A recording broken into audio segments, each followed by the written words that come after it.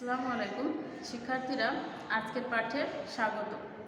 আমি তানিয়া বুলবুল, সহকারী শিক্ষক, জীববিজ্ঞান, বল্লারটোপ মাধ্যমিক বিদ্যালয়, নড়াইল সদর, নড়াইল। শিক্ষার্থীরা, তোমরা নিশ্চয়ই ভালোই আছো এবং বাড়িতেই আছো। আশা করি কোভিড-19-এর প্রথম ডোজ এবং দ্বিতীয় ডোজ তোমাদের নেওয়া সম্পন্ন হয়েছে। আজ আমি তোমাদের সঙ্গে নবম দশম শ্রেণীর জীববিজ্ঞান বিষয়ের দ্বাদশ অধ্যায় অর্থাৎ জীবের বংশগতি ও বিবর্তন সম্পর্কে আলোচনা করব। দ্বাদশ অধ্যায় সম্পর্কে এর গত ক্লাসে আমি আলোচনা করেছি। তখন আমরা জীবের বংশগতি সম্পর্কে আলোচনা করেছিলাম। আজ আমরা জীবের বংশগতি সম্পর্কে আলোচনা করব, অর্থাৎ বংশগতীয় বস্তু সম্পর্কে আলোচনা করব। পাঠ শেষে কোষ ব্যাখ্যা করতে পারবে, অর্থাৎ কোষ কি এটা ব্যাখ্যা করতে পারবে, বংশগতি ব্যাখ্যা করতে পারবে, ডিএনএ বর্ণনা করতে পারবে, অর্থাৎ ডিএনএ এর বিভিন্ন অংশ বর্ণনা করতে পারবে। শিক্ষার্থীরা, তাহলে গত ক্লাসে আমরা কি আলোচনা করেছিলাম এটা একবার এসো দেখে নেই। গত ক্লাসে আমরা কোষ সম্পর্কে জেনেছি। জীবের গঠন ও কাজের একক হলো কোষ। জীবের বংশগতি সম্পর্কে জেনেছি, অর্থাৎ মাতা পিতা থেকে চারিত্রিক বৈশিষ্ট্য সন্তান সন্ততিতে স্থানান্তরিত হওয়াকেই বলা হয় জীবের বংশগতি।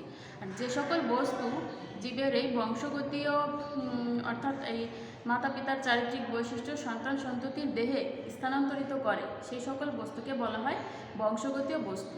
এই বংশগতীয় বস্তু সম্পর্কে আমরা গত ক্লাসে জেনেছি যে বংশগতীয় বস্তু 4 প্রকার: ক্রোমোজোম, ডিএনএ, জিন এবং আরএনএ। তো ক্রোমোজোম সম্পর্কে আমরা আলোচনা করেছি। আজ আমরা ডিএনএ সম্পর্কে আলোচনা করব।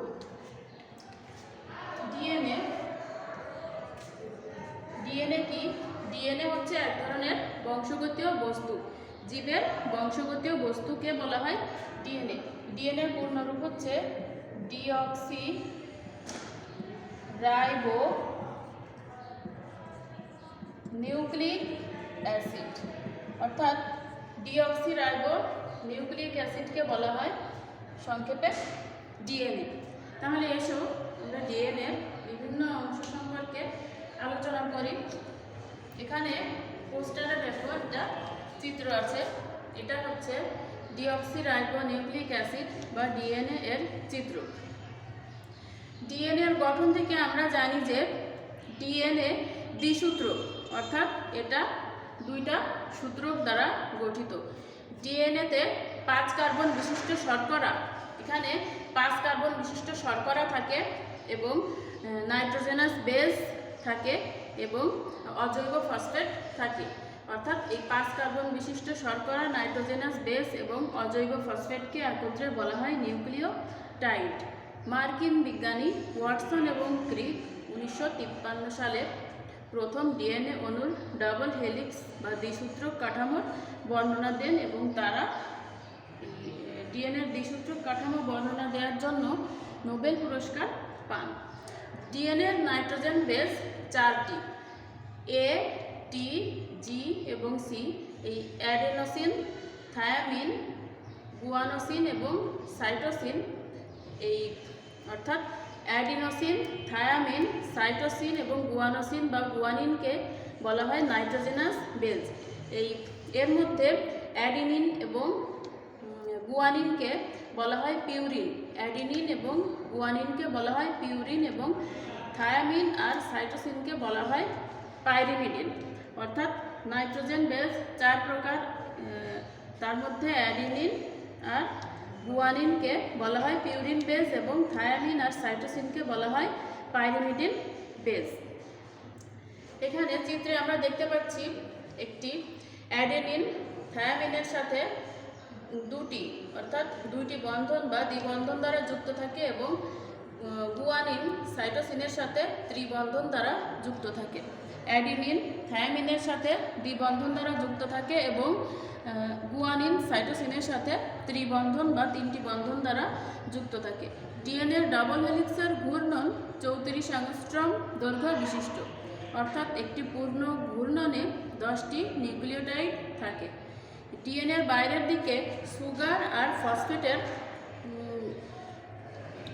ও ফসফেট ডিএনএর বাইরের দিকে থাকে সুগার আর ফসফেট, আর ভিতরের দিকে থাকে নাইট্রোজেনাস বেস, অর্থাৎ এই বাইরের দিকে থাকে সুগার আর ফসফেটের পর্যায়ক্রমিক বিন্যাস, সুগার আর ফসফেটের পর্যায়ক্রমিক বিন্যাস বাইরের দিকে, আর ভেতরের দিকে থাকে নাইট্রোজেনাস বেস অর্থাৎ অ্যাডেনিন, গুয়ানিন, সাইটোসিন এবং থায়ামিন।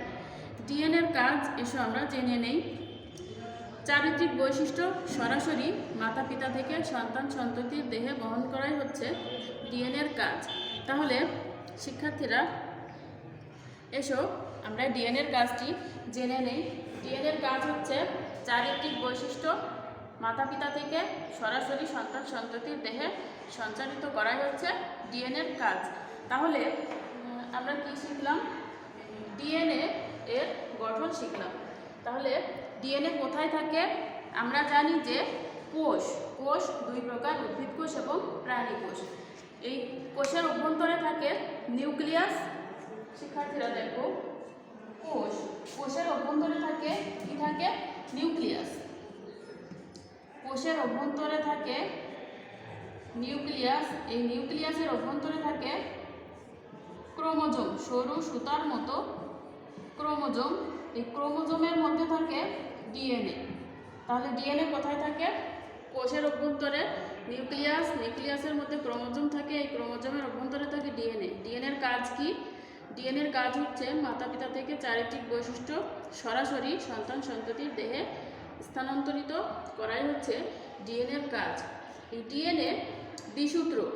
তাহলে শিক্ষার্থীরা এসো আমরা ডিএনএর যে অনুলিপন এটা আমরা দেখে নিই একবার।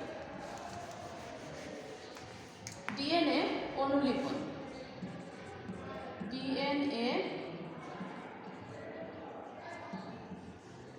অনুলিপন বা ডিএনএ রেপ্লিকেশন।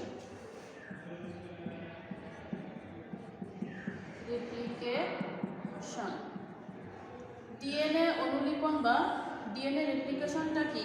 এসব আমরা এটা জেনে নিই। ডিএনএ অনুলিপন বা ডিএনএ রেপ্লিকেশন হচ্ছে একটি ডিএনএ অণু থেকে যে প্রক্রিয়ায় অন্য একটি ডিএনএ অণু সৃষ্টি হয় তাকে বলা হয় ডিএনএ রেপ্লিকেশন বা ডিএনএ অনুলিপন। অর্থাৎ একটি দ্বিসূত্রক ডিএনএ থেকে এই সূত্রটি ভেঙে গিয়ে নতুন একটি ডিএনএ অণু সৃষ্টি হওয়াকে বলা হয় রেপ্লিকেশন অফ ডিএনএ বা ডিএনএ রেপ্লিকেশন বা ডিএনএ অনুলিপন। এসো আমরা চিত্রটি দেখে নিই। একটি ডিএনএ অণু এরকম থাকে, দ্বিসূত্রক ডিএনএর গঠন। এবার ডিএনএ রেপ্লিকেশনে দেখো শিক্ষার্থীরা, ডিএনএ রেপ্লিকেশনের ক্ষেত্রে কি হবে? এখান থেকে এটুকু দ্বিসূত্রক ডিএনএ। এবার এখানে অ্যাডিনিন, থায়ামিন, সাইটোসিন এবং গুয়ানিন থাকবে। এবার এই দ্বিসূত্রক ডিএনএ এখান থেকে ভেঙে গেল, ভেঙে গিয়ে ডিএনএ এই ভেঙে যাওয়াকে বলা হয় ডিএনএ অনুলিপন। ডিএনএ ভেঙে গিয়ে এখানে অ্যাডিনিনের সঙ্গে থায়ামিন এবং সাইটোসিনের সঙ্গে গুয়ানিন যুক্ত হলো। প্রতিটা সূত্রকের সঙ্গে নাইট্রোজেনাস বেস, অর্থাৎ এখানে ডিএনএ খণ্ডটি ভেঙে গেল, ভেঙে গিয়ে এর হাইড্রোজেন বন্ধনটি ভেঙে গেল, ভেঙে গিয়ে এই দ্বিসূত্রক ডিএনএটি আলাদা হয়ে গেল। আলাদা হয়ে অর্ধেক হয়ে গেল।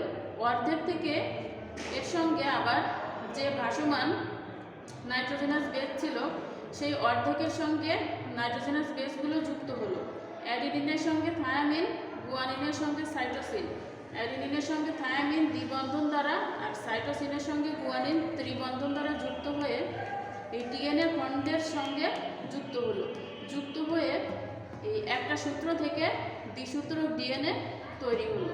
দেখো এখানে একটি ডিএনএ থেকে দুইটা ডিএনএ তৈরি হলো। এই একটি ডিএনএ থেকে দুইটা ডিএনএ সূত্র তৈরি হওয়ার প্রক্রিয়াকেই বলা হয় ডিএনএ অনুলিপন।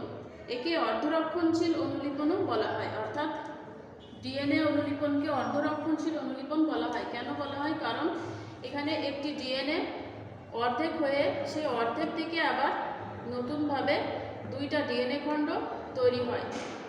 এজন্য ডিএনএ এর অনুলিপনকে অর্ধরক্ষণশীল অনুলিপনও বলা হয়।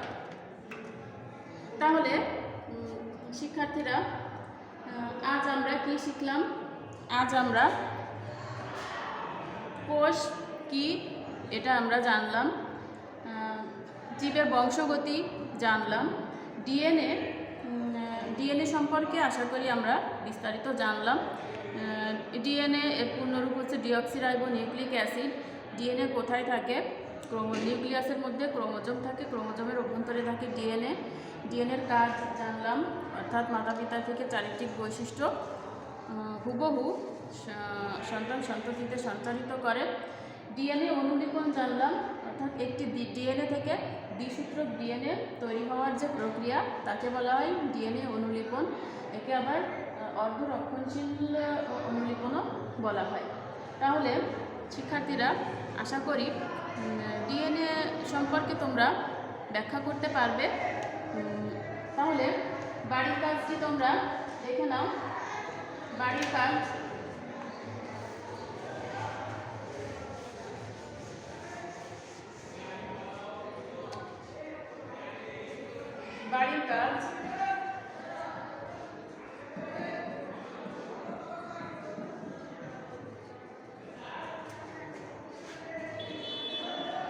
দ্বিসূত্র ডিএনএ এর চিত্র অঙ্কন, অর্থাৎ বাড়ির কাজ থাকবে এই যে দ্বিসূত্রক ডিএনএ, এই ডিএনএ চিত্র অঙ্ক। শিক্ষার্থীরা, আশা করি তোমরা বাড়ির কাজটি করে নিয়ে আসবে। যে যেখানে আছো ভালো থাকো, সুস্থ থাকো। আল্লাহ হাফেজ।